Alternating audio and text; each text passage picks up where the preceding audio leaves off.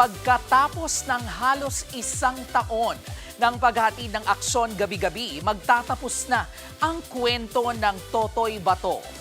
Masiksik na action scenes ang dapat abangan sa huling linggo ng serye. Si Totoy, susuungin ang pinakamatinding laban niya para sa mga taong mahalaga sa kanya. Sa finale MediaCon ng serye, hindi po napigilan ni kapatid action prince Kiko Estrada ang maging emosyonal.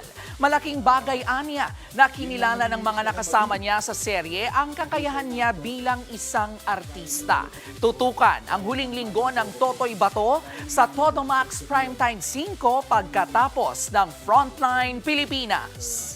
And to our bosses sa TV5 and sa Viva, maraming salamat. And of course, we wouldn't be here today. Hindi kami tatagal na isang taon kung hindi dahil sa mga fans namin. So maraming salamat po. It's been a pleasure and it's been an honor. I'm blessed.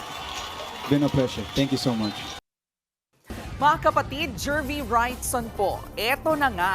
Para sa latest showbiz news at iba pang K-alaman, mag-follow at mag-subscribe na sa social media pages ng News 5.